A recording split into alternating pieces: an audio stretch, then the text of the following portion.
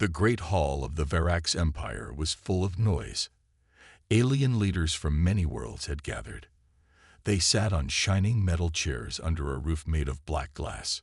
The stars could be seen above them, but no one looked up. All eyes were on the tall figure standing in the middle. It was Commander Tivarn, the Empire's best general. His silver armor shone under the cold lights. His yellow eyes were filled with pride. He raised one hand, and the room became silent. "My friends," he said loudly, "the time has come. Earth must fall." Cheers broke out. Many aliens clapped their hands or banged their weapons against the floor. Tivarn smiled and continued, "Humans are weak. They fight each other. They are small, emotional creatures. They are not ready for true war. We will crush them before they even understand what is happening." The crowd roared again. It seemed that no one in the room had any doubt. But deep in the shadows, hidden behind a service door, someone was listening.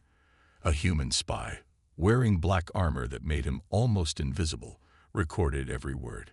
His name was Mason Ward. Mason's heart beat fast, but he stayed calm. His mission was clear: listen, learn, and escape. He watched as the aliens showed maps of Earth, marking cities and bases. They spoke of how easy it would be. They joked about human leaders crying for mercy. They even bet on how many days the war would last. 7 days, one alien laughed. 3 days, shouted another. Tivarn raised his hand again. "No more than 5 days," he said, "and then Earth will belong to the Verax Empire." Mason smiled slightly under his mask. "You fools," he thought. "You have no idea what you're walking into." Across the galaxy, hidden deep underground on Earth, human leaders were already preparing. In a secret bunker, General Sarah Monroe stood before a large digital screen. She watched the same maps, the same plans. Mason's recording was being sent in real time. She turned to her officers. "They think we're weak," she said quietly. "They think we'll panic." She looked at them one by one. Hard faces, determined eyes. "They have made one mistake," she said. "They forgot what humans do when they are cornered. We don't run. We fight." The room filled with a quiet, deadly energy. Back in the Verax Great Hall, Tivarn finished his speech. "Tomorrow, we launch the invasion. Ready your fleets. Prepare your weapons. Earth will kneel before us." The aliens cheered louder than ever. Mason knew it was time to leave. He silently moved back through the service tunnels, his boots making no sound. He climbed into a small shuttle hidden behind the Great Hall and blasted off into the blackness of space. He had to warn Earth. He had to make sure the final trap was ready. The next day, the skies of Earth grew dark. Hundreds of giant alien ships appeared, blocking the sun. People across the world looked up in fear. Sirens screamed in every major city. News reports showed images of the huge ships moving into attack positions. Tivarn sat on his command ship, watching Earth through a wide glass window. "It is beautiful," he said softly. "Soon it will be ours." He gave the order.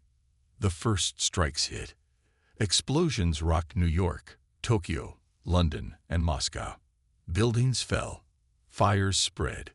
Millions ran for shelter. But something was strange. There was no return fire from Earth's armies. No missiles. No fighter jets. No defense lines. Tivarn frowned. "Strange," he said. "Where are their armies?" His officers looked nervous. "Perhaps they have given up," one suggested. "Perhaps they hide," said another. Tivarn smiled again. "Then we will find them. We will crush every last one." He ordered his troops to land. But far below, deep under ruined cities, humans were not hiding. They were waiting. Special forces teams moved through secret tunnels. Cyber warriors sat before glowing screens, their fingers flying. Engineers prepared ancient weapons, forgotten by many but deadly in skilled hands.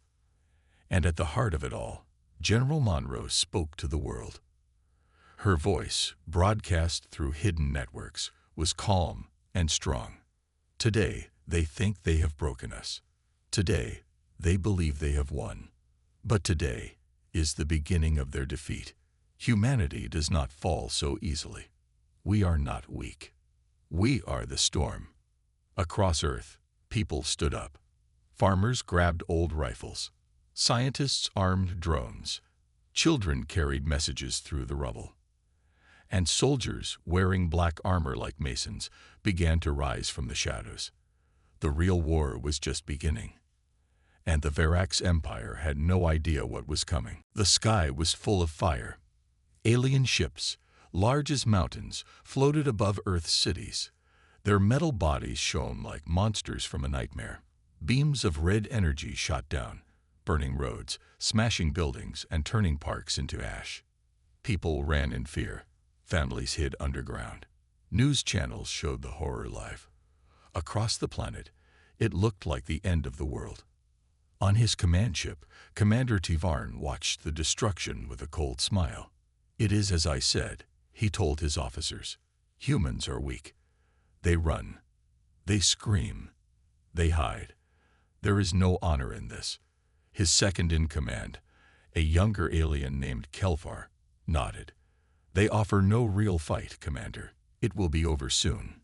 Tivarn turned to the giant screen showing Earth. Smoke covered many cities. Fires burned without end. "Send ground forces," Tivarn ordered.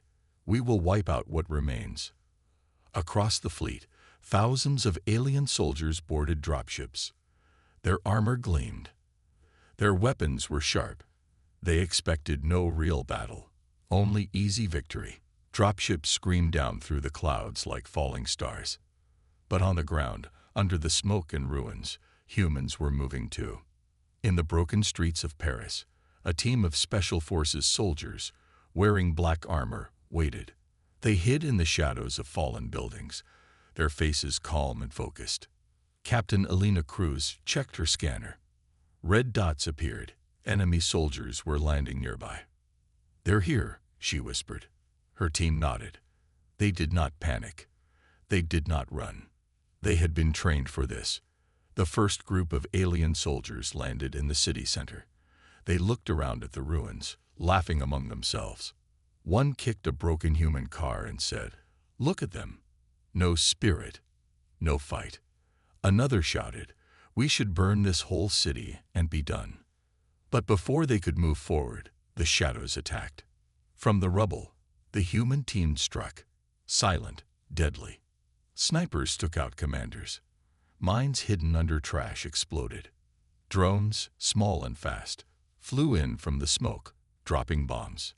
The aliens screamed in shock. They fired wildly, but could not see their enemies. Captain Cruz moved like a ghost, leading her team through narrow streets, hitting the enemy, then disappearing again. Within minutes, the first wave of alien ground forces was broken. Similar scenes played out across the world. In New York, teams trapped alien patrols inside collapsing buildings. In Cairo, human snipers turned the desert into a death field. In Tokyo, hackers used old subway lines to ambush alien walkers.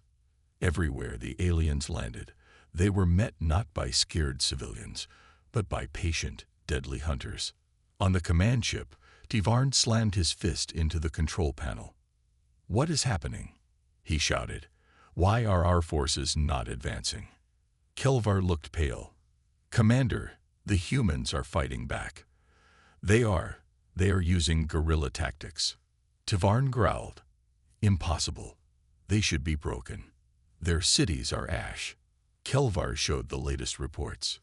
30% of ground forces lost in the first hour. Dropships destroy while trying to land. Communications jammed. Tivarn's yellow eyes narrowed. "Something is wrong," he said. "Something is very wrong." Far below, in a secret command center under Washington, D.C., General Sarah Monroe smiled slightly. She watched the alien chaos on the big screen. "They thought we would stand in the open and die," she said. "They forgot that humans learned war the hard way." An officer nodded. "They forgot history." "Good," Monroe said. "Let them remember." She turned to the communication center. Send the next phase. In the ruins of Paris, Captain Cruz received the new order. A simple message flashed on her screen. Phase 2. Decoy and destroy. She smiled grimly. Move, she told her team. They set explosives along the main streets. They used old cars as traps. They sent fake signals to trick alien scanners. When the next wave of aliens marched into the city, they fell into a maze of traps. One alien officer barked commands, but his words were cut short by an explosion. His soldiers ran in panic, only to find themselves surrounded. Cruz and her team struck again. Silent, sharp, deadly. By nightfall, the aliens realized something terrible. Earth was not surrendering. Earth was hunting them. The alien fleet stayed above the planet, too afraid to send more ground troops without answers. On the command ship, Tivarn sat in his chair, his fists tight. Kelvar approached carefully. Commander, perhaps we underestimated them. Tivarn's face twisted in anger. No, they are still weak. They are just desperate. But deep inside, even Tivarn felt a small seed of fear growing. Maybe, just maybe, they had made their first mistake. And in war, the first mistake could be the last. Night fell across the burning cities of Earth. Smoke covered the stars. Fires lit the ruins. The world looked broken, silent, dead. The alien invaders believed they had won. They believed the humans were finished. But they were wrong. In the darkness, they moved. The ghosts of Earth. On a shattered highway near Chicago, an alien patrol marched carefully. Their guns were ready. Their scanners beeped softly, searching for any human survivors. The streets were empty. One alien soldier laughed nervously. Nothing here. Maybe they are all dead. Another soldier nodded. We should leave. This place feels cursed. Their commander, a tall Verax officer, growled. No fear. Humans are weak. They hide because they are cowards. He stepped forward, and the ground exploded. Hidden mines, buried under broken concrete, ripped through the patrol. In seconds, half the soldiers were gone. From the shadows, black armored humans appeared. They moved fast, silent, deadly. Before the aliens could even fire, the humans struck. Knives flashed in the dark. Silencers coughed. Laser sights marked targets, and then ended them. Within minutes, the patrol was gone. The street was silent again. Across Earth, similar attacks happened. In the forests of Canada, aliens chasing weak humans were caught in traps. Pits, nets, explosives hidden in the snow. In the ruins of Beijing, human snipers hunted from tall towers, unseen, deadly. In the jungles of South America, entire alien units vanished without a single sound. On the Verax command ship, Commander Tivarn listened to the new reports. They were terrifying. Patrols missing. Bases attacked. Officers killed. Kelvar said, reading from a shaking tablet. Tivarn's face darkened. How many? Kelvar swallowed. Thousands, Commander. Every hour. Tivarn stood up slowly. His armor creaked. They are fighting like animals. No, sir, Kelvar said softly. They are fighting like ghosts. Tivarn slammed his fist onto the table. Send drones. Send more soldiers. Burn everything if you must. Kelvar hesitated. Commander, the more we send, the more we lose. Tivarn's eyes burned with anger. I will not be defeated by farmers and children. But deep inside, fear was growing. The humans were not weak. They were becoming something else, something unstoppable. In a hidden base deep in the Rocky Mountains, General Sarah Monroe watched the battle maps. Green lights, human teams, were everywhere. Red lights, alien forces, blinked and disappeared one by one. She smiled grimly. They thought we would fight them head-on, she said. They fought wrong. An officer stepped forward. Ma'am, civilians are joining the fight. They're setting traps, passing messages, helping our units. Monroe nodded. Good. The more they fear us, the weaker they become. She pressed a button on her console. A message flashed across all human communication networks. We are the shadows. We are the storm. Earth fights back. Captain Elena Cruz led her team through the wreckage of old Chicago. They moved like smoke, appearing, striking, and vanishing again. Her team wore no bright colors, no loud machines, only black armor and sharp minds. They attacked supply lines. They sabotaged alien machines. They whispered fear into the hearts of the invaders. Cruz stopped at a broken bridge. She looked through her scope at an alien base set up in an old sports stadium. Hundreds of aliens gathered there, feeling safe inside their walls.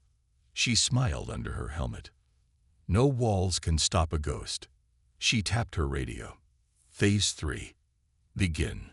Around the stadium, small devices hidden by human scouts activated. Lights flashed. Explosions rang out. Chaos. And from the dark, human fighters rushed in, striking before vanishing again. The aliens inside the stadium screamed in fear. They thought they were the hunters. Now they were the hunted. Back in orbit, Tivarn stood before the wide glass window, watching Earth turn below. It looked wounded, burned, broken. But now he realized something terrible. The surface was not empty. The shadows moved. The humans were not running. They were rising. Kelvar spoke quietly behind him. Commander, permission to retreat. Tivarn turned, furious. Retreat? We are the Verax Empire. We do not retreat. But Commander, if we stay, we might lose everything. Tivarn's jaw tightened. He knew Kelvar was right, but pride chained his mind. We will crush them, he said slowly, even if we must burn their world to ashes. Kelvar lowered his head, hiding his fear, because now he understood. The war for Earth had changed, and the Verax Empire was no longer the hunter. They were the prey. In the shadows of the broken cities, the ghosts of Earth waited, silent, deadly, and very, very patient. The real battle had only just begun. The stars shined cold above Earth's battered surface. Far from the battle, in a hidden underground bunker, a small group of humans gathered. They were not soldiers nor scientists. They were the planners, the ones who had prepared for this war long before the aliens arrived. General Sarah Monroe stood in front of a large glowing map. Around her, walls were covered with pictures, data, and strange symbols. The room hummed with quiet energy. Our enemies think this war is new, she said softly. They believe we only started fighting when their ships appeared in our skies. Her eyes burned with determination. But they are wrong. The trap was set long ago. Many years before the invasion, humans had studied the stars carefully. They knew strange signals and movements in space meant one day alien forces might come. Secret teams formed in every country. They built bunkers, trained warriors, and developed weapons that no one outside the program could see. They created the Ghost Project, a plan to use speed, stealth, and surprise to fight enemies who were stronger and more advanced. Mason Ward, the human spy from the Verax meeting, was one of the first ghosts. He remembered those early days. We trained in silence, Mason said later to his team. We learned to disappear, to strike fast, to never be caught. Now, the ghosts were everywhere. They were the nightmare the aliens had never expected. Back in the underground room, General Monroe pointed to the map. This is the center of their fleet, she said. The Verax Empire thinks their strength is in their ships. She pressed a button. A 3D image of a huge alien mothership appeared. But their real weakness is here, Monroe said, pointing to a small, hidden base on Earth, underneath their feet. She smiled. The humans had secretly placed powerful weapons underground, hidden mines, energy disruptors, and EMP bombs. "These weapons can destroy their ships before they even leave orbit," she said. "But they need time to work." High above the planet, the Verax fleet moved closer to the hidden base. Commander Tuvarn watched the planet below with growing anger. "They hide like rats," he said. "But soon, we will flush them out." He ordered a special team to land near the base. The team was strong and fast. They were called the Stormbreakers, elite Verax soldiers trained for quick attacks. On Earth, Captain Alina Cruz heard the news. "Stormbreakers incoming," she said quietly. "They want to destroy the weapons." She gathered her team. "We can't let that happen." Her voice was calm but fierce. "We fight to the last breath." The Stormbreakers landed just outside the secret base. They moved fast through the dark tunnels. Their weapons were ready. But the humans were waiting. From the shadows, the ghosts attacked. Traps exploded. Guns fired from hidden windows. The battle was fierce and loud. The Stormbreakers fought hard, but the humans knew every tunnel and every turn. Captain Cruz led her team with sharp commands. "Hold the line. Don't let them through." Below ground, the powerful weapons hummed to life. Energy pulses flowed through the machines. Above, the Verax fleet began to shake. Some ships lost power. Systems failed. Tivarn's face darkened. "What is happening?" he shouted. Kelvar looked at the reports. "Energy disruptors, Commander. They are attacking our ships." Tivarn slammed his fist on the control panel. "No, this cannot be." Back underground, the battle raged on. The humans fought with courage and skill. The Stormbreakers were pushed back. One by one, the alien soldiers fell. Finally, Captain Cruz gave the order. "Destroy the tunnels. Blow the exit points." Explosions shook the base. Smoke and dust filled the air. The Stormbreakers were trapped. Above, the Verax fleet was in chaos. Ships lost power and fell out of formation. Tivarn's pride was broken. He realized the humans had planned this war long before. They had set a trap that could end the Empire. In the smoky underground bunker, General Monroe smiled. "The trap was set long ago," she said softly. "And now, the ghosts of Earth will rise." The Verax Empire was losing. Their ships were falling. Their soldiers were dying. Commander Tuvarn could feel it. The war was slipping from his hands. He stood on the bridge of his command ship, staring at the glowing Earth below. Flames and smoke painted the planet like a war scar. "We must win," he said, his voice hard. "If we lose, everything is lost." His officers looked worried. They had tried everything: ground attacks, heavy fire, surprise strikes. But humans kept fighting. Stronger, smarter. Tivarn called a meeting with his top generals. "We are desperate," he said, "so we must be ruthless."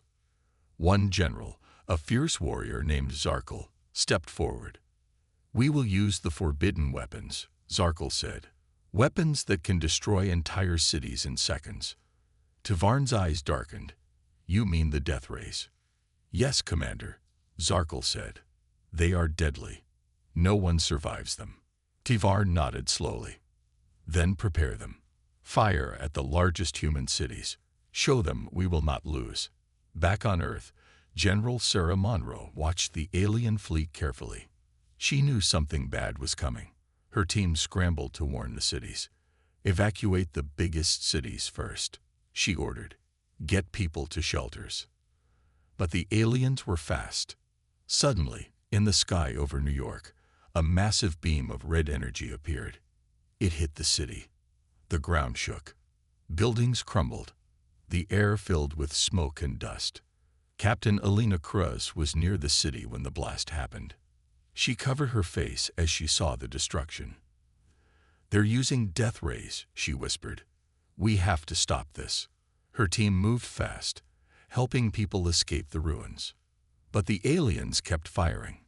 One after another, the beams hit cities: London, Tokyo, Sydney. Fear spread like fire. But humans did not give up. In the ruins of New York, a group of scientists worked on a secret weapon, a device that could block the alien energy beams. Captain Cruz met with them. "We need to get this device into orbit," the lead scientist said. "It can stop the death rays." Cruz nodded. "We'll protect you." The humans prepared their plan. They launched a small rocket carrying the device. The rocket flew through the thick alien defenses. But the Verax fleet noticed. Tivarn ordered fighters to shoot it down. Explosions filled the sky as the rocket raced toward orbit. On the ground, Cruz and her team fought hard, holding off alien forces. The rocket climbed higher. Seconds felt like hours. Then, the device reached orbit. It activated. A bright shield surrounded Earth. The red beams from the Verax ships hit the shield and broke apart. The death rays failed. Tivarn's face went pale. "No," he shouted. "They have stopped our weapons." On Earth, people cheered. They had survived the worst. But the war was not over. Tivarn was more dangerous now. He would fight harder. Strike faster. In a quiet room, General Monroe looked at the stars. "This war will test us all," she said. "But humans will never stop fighting." And deep in the shadows, the ghosts prepared for their next move. The war had lasted months. Earth was tired. Cities were broken. People were scared. But humans did not give up.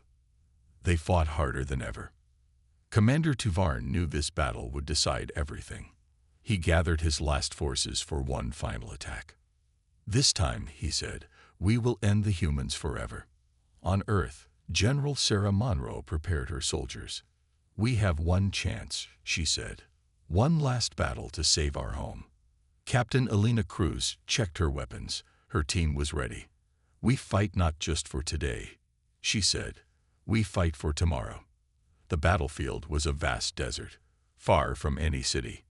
The aliens arrived in huge numbers. The humans waited in silence. Then the battle began. Explosions shook the ground. Lasers cut through the air. Humans and aliens clashed in a storm of fire. But humans fought with a strange strength, hope. They used everything they had learned. Every trap, every secret weapon, every ghost from the shadows. Commander Tivarn watched his forces fall. His face was hard, but inside he knew this war was lost. He sent a message to his empire. "We surrender." The humans stopped fighting. Silence fell over the desert. General Monroe spoke to her soldiers. "Today, we have shown the universe something important." She looked to the sky. Humans are not weak. Humans never give up. Humans survive. Captain Cruz smiled tiredly. "We fought as one. We won as one." Earth was safe. For now. But the stars were still watching, and somewhere new dangers waited. The war was over, but humanity's story was just beginning.